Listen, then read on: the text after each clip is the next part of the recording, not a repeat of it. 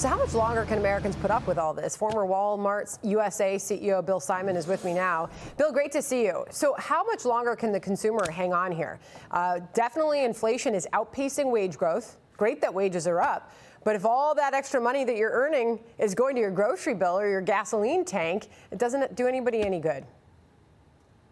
No, you're exactly right. And the consumer has been remarkably resilient through the last 2 years of pandemic and system shock and shutdown. And I think they've reached the end. You know, they're looking at the utter shock of walking into an American supermarket and seeing empty shelves and prices that you know, you really hurt not only the pocketbook, but the sort of the family and the psyche of the Americans. And you know, I think they're about to the breaking point. I also don't believe that we've seen the end of it. You know, prices are continuing to go up. Component and input prices haven't been fully priced in yet, and so I think we're going to see this all the way through the year. You know, and I was just talking to my good friend Larry Kudlow, who suggested that there is no end in sight. Based on current policies and lack of strategy, it appears prices, look at that spike towards the end of the chart. I mean, years of inflation, and just recently, in the past year, that significant spike. And in real dollars, this is quite remarkable, Bill. The Wall Street Journal decided to tally it up because people are feeling it, and they wanted to know just exactly how much the American family is getting hit by this. The Wall Street Journal today said that the average U.S. household is spending an additional $276 this month because of that spike in inflation. That is real pain for the average American family. Oh, yeah, you're not kidding. I mean, that really hurts. You'll see that when the retail sales reports come out. You'll see that when you start feeling about this, you know, the confidence in the right-wrong direction of the economy.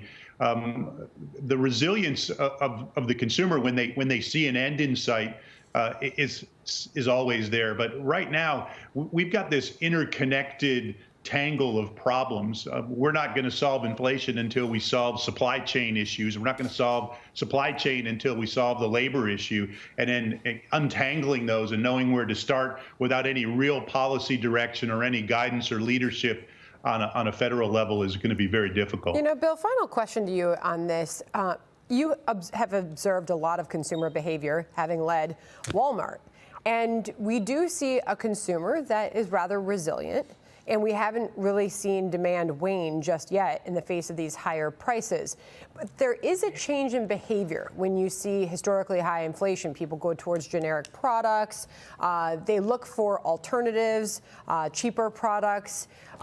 Shed some light on that for us as to how the behavior of the average American consumer will change in the face of this inflation. Sure. You see the consumer make changes and choices to keep their lifestyle you know, going as long as they can. They make changes in protein, beef to chicken, and they change pack sizes. They shop at different locations. They change some of their habits. But where we are today, there's very little relief in some of those changes because the component costs of everything have increased. When fuel rises at the rate that it's risen, the fuel component of every product that we consume is impacted by that. So I think that resilience, and that's why it's going to be challenged in the current operation here, because there's really no relief point. You know, beef isn't cheaper. The increase in beef isn't cheaper than the increase in chicken, and we just heard that bacon and coffee are on the rise too. And so you can't even get a breakfast now. There's really nowhere to go. I mean, you wake up and you can't enjoy that start to your day because you know you're paying so much more for it. It is a real thing, and it doesn't look like it's going away anytime soon. Bill Simon, former Walmart U.S. CEO, thank you. I'm Steve Doocy. I'm Brian Kilmeade. And I'm Ainsley Earhart. And click here to subscribe to the Fox News YouTube page to catch our hottest interviews and most compelling analysis.